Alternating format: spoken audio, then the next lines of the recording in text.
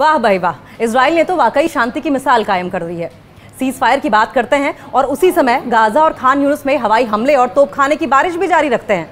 लगता है हम शांति चाहते हैं, लेकिन सिर्फ अपने तरीके से शांति चाहता है इजराइल। दोनों हाथों से सीज फायर की बातें करते हुए इजराइल ने एक हाथ से हमले जारी रखे और दूसरे हाथ से कह दिया, देखो हम तो शांति चाहते हैं।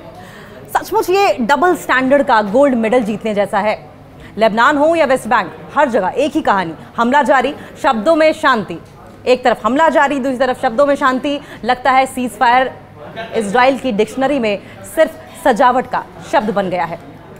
शांति और हमले का ये मेल, वाह कारीगरी कमाल की। शांति और अटैक, शांति की बातें, अटैक का कारनामा, वाह भाई वाह, कारीगरी कमाल की है। इजराइल ने दक्षिणी गजा पर बमबारी की, जबकि फिलिस्तीनियों ने शांति के बिना युद्ध विराम का पालन किया। फिलिस्तीनी लगातार सीज फायर का पालन करते रहे, लेकिन इजरायली लगातार अटैक्स पर अटैक करते रहे, सीज फायर का वायलेशन करते रहे। इजराइल के इस दावे के बावजूद वो 2 दिन पहले सीज फायर पर लौट आया, युद्ध विराम पर लौट आया। इजरायली युद्धक विमान और तोपखाने खान यूनिस पर हमले जारी रखे हैं, जबकि फिलिस्तीन है कि सीज फायर का पालन कर रहा है, नियम कायदे कानून का पालन कर रहा है। लेकिन इजराइल अपनी बात से पलट गया। इजराइल अपनी हरकतों से बाज नहीं आया। गाजा निवासियों को कहना है कि उन्हें इजराइल की पूर्ण पैमाने पर बमबारी की वापसी का डर है, जो कि जायज़ भी है, क्योंकि इजराइल है कि लगातार एयर स्ट्राइक्स कर रहा है, बमबार्डिंग कर रहा है, और यही वजह है कि फिलिस्तीन को डर है, क्योंकि फिलिस्तीन नियम कायदे कानूनों से चल रहा है, सीज फायर को मान रहा है। लेकिन इजराइल ऐसा नहीं कर रहा, क्योंकि कथित युद्ध विराम के बीच में, क्योंकि सीज फायर के बीच उन्हें खाने की प्रॉब्लम है, उन्हें शेल्टर की प्रॉब्लम है, भोजन और आश्रय पाने के लिए संघर्ष करना पड़ रहा है, जद्दोजहद करनी पड़ रही है। हमास ने 2 और मृत इजरायली बंदियों के शव लौटा दिए हैं, 2 डेड बॉडीज को वापस कर दिया है, जिनके बारे में इजराइल का कहना है कि उनकी पहचान निश्चित है। अक्टूबर 2023 में शुरू हुए गजा पर इजराइल के युद्ध में कम से कम 68,527 लोग मारे गए थे और 1,70,395 लोग घायल हुए थे। 7 अक्टूबर 2023 को हमास के अगुवाई वाले हमलों के दौरान इजराइल में कुल 1,139 लोग मारे गए और लगभग 200 लोगों को होस्टेज बना लिया गया, बंदी बना लिया गया, कैद कर लिया गया। और सिर्फ यही नहीं है, नकदी की भारी कमी से भी जूझ रहे हैं फिलिस्तीनी लोग। बैंक खुलने के बाद भी उनके पास पैसे नहीं है, और ऐसे में इजराइल लगातार अटैक पर अटैक कर रहा है। गाजा पट्टी में फिलिस्तीनी लोग नकदी की गंभीर कमी का सामना कर रहे हैं, और जिनके पास थोड़े बहुत पैसे हैं वे भी खर्च नहीं कर पा रहे हैं, क्योंकि बैंकों में नकदी बिल्कुल है ही नहीं। बैंक 16 अक्टूबर को फिर से खुले, संघर्ष विराम की घोषणा के 6 दिन बाद, सीज फायर के अनाउंसमेंट के 6 दिन बाद। लेकिन जैसे ही बैंक खुले, लोगों की लंबी लंबी कतारें लग गई, ज़्यादातर लोग निराश होकर वापस लौटे।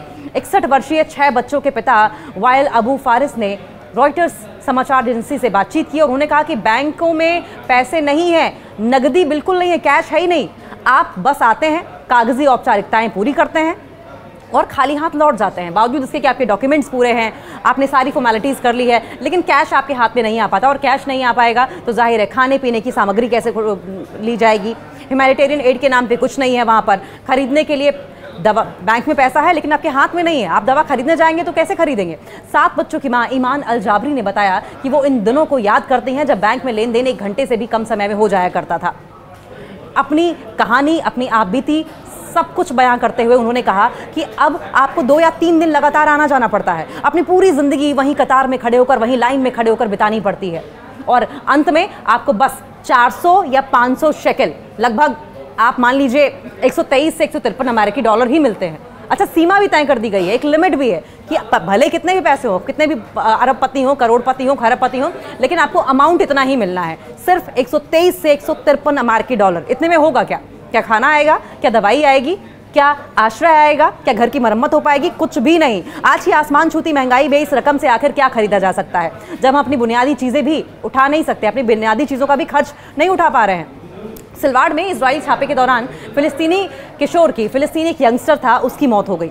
रामल्ला का अगर जिक्र करें तो इजरायली बलों द्वारा किए गए एक छापे में 15 साल के फिलिस्तीनी किशोर यामीन सामिद हमद की गोली लगने से मौत हो गई। ये घटना रामल्ला के पूर्व में स्थित सिलवाड़ कस्बे की रात को हुई।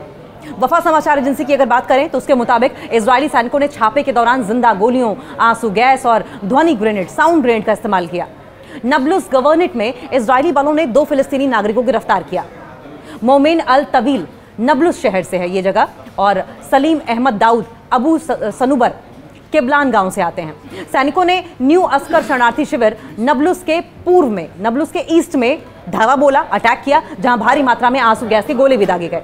जनिन के पास कफरदान गांव के निवासियों ने भी बताया कि वहां रात भर छापेमारी और गिरफ्तारियां हुई, जिनमें फादी मारी और कई अन्य युवकों को, कई अन्य लोगों को हिरासत में लिया गया। रामल्ला में यहूदी बसने वालों सेटलर्स ने बुरका क्षेत्र में 2 फिलिस्तीनी स्वामित्व वाली गाड़ियों को आग के हवाले कर दिया। उन गाड़ियों को चुन चुन कर आग के हवाले किया जा रहा है, उन लोगों को टारगेट किया जा रहा है जो कि फिलिस्तीन से किसी भी तरह का ताल्लुक रखते हैं। और इसके अलावा इजरायली बलों ने एक अलग छापे के दौरान 18 साल के मोहम्मद यूसुफ मतान को भी गिरफ्तार कर लिया। गजा में हवाई हमलों और हिंसा से फिलिस्तीनी बच्चों पर गहरे मानसिक घाव हैं, और ये ऐसे मानसिक घाव हैं, उनकी साइकी ऐसी हो गई है कि न जाने कितने साल लगेंगे, और इतने सालों के बाद भी ये घाव भर पाएंगे या नहीं भर पाएंगे, इसकी भी कोई गारंटी नहीं है। गजा की अगर बात करें तो 2 से ज़्यादा वर्षों तक जारी इजरायली हमलों के बाद भी फिलिस्तीनी माता पिता और बच्चे आज भी गहरे मनोवैज्ञानिक आघात, साइकोलॉजिकल ट्रॉमा से जूझ रहे हैं। खलील अल शरीफ बताते हैं कि उनकी बेटी लाना एक इजरायली हवाई हमले में बाल बाल बची। विस्फोट की ताकत से उसकी छत उसके ऊपर गिर गई। उन्होंने अल जजीरा को बताया और साथ साथ न्यूज़ 18 को भी जानकारी दी कि रासायनिक पदार्थों के संपर्क में आने से लाना को विटलिगो, त्वचा पर सफ़ेद दाग वाली बीमारी कहते हैं विटलिगो को, वो बीमारी हो गई है। और अब जब भी वो कोई विस्फोट की आवाज़ सुनती हैं तो बुरी तरीके से घबरा जाती हैं।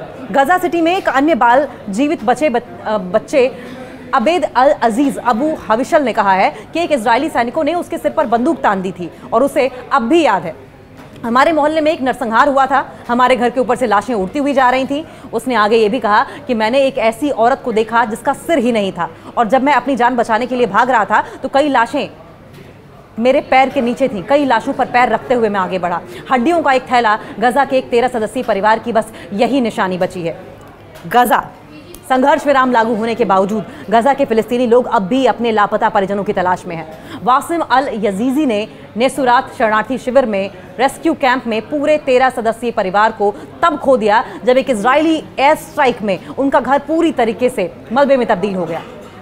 वासिम अपनी कहानी कैसे याद करते हैं? वो कहते हैं कि मैं अपने घर से निकलकर चाचा के घर गया था, सोचकर कि वहां ज्यादा सुरक्षित रहूंगा, लेकिन जैसे ही मैं बाहर निकला पूरा इलाका कालीन बमबारी, कारपेट बॉम्बिंग से तबाह हो गया।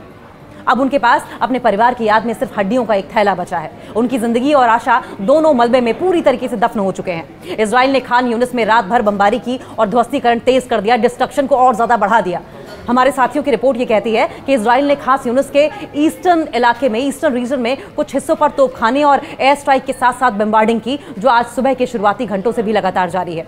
इसके अलावा इजराइल ने शहर के ज्यादातर हिस्सों में, विभिन्न अलग अलग हिस्सों में डिस्ट्रक्शन में हम फैला कर रख दिया। यहां आपको यह भी जानने वाली बात है, और ये बहुत जरूरी है बात, कि हमास ने इजराइल के साथ संघर्ष विराम समझौते के तहत 2 और इजरायली बंदियों के शव लौटाए हैं। इजराइल ने इन दोनों शवों की पहचान मृत बंदी अमीराम कूपर और सहार बरूच के रूप में की है, जबकि गजा पट्टी में अभी भी 11 बंदियों के शव, 11 होस्टेजेस की डेड बॉडीज अभी भी हैं वहां पर। इजराइल की अगर आंकड़ों की बात करें तो इजरायली सेना ने इलाके में और हमले किए हैं, और ज्यादा हमले किए हैं, जिसमें दक्षिणी गजा के खान यूनिस के पास हवाई हमलों की रिपोर्ट भी सामने आई है। तो कुल मिलाकर सीज फायर की इजराइल धज्जियां उड़ाता हुआ नजर आ रहा है। लेबनानी राष्ट्रपति जोसेफ ऑन ने देश की सेना से कहा है कि वे दक्षिणी लेबनान में किसी भी आगे की इजरायली घुसपैठ का मुकाबला करे, क्योंकि इजराइल अपने हमलों को जारी रखे हुए है। कब्जे वाले वेस्ट बैंक में इजरायली सेना और बस्तियों के निवासी जैतून की फसल के मौसम के दौरान हमले जारी रखे हुए हैं, और संयुक्त राष्ट्र ने, यूएन ने इस टाइम फ्रेम में, इस पीरियड में 125 से ज्यादा हमलों की रिपोर्ट भी दर्ज की है।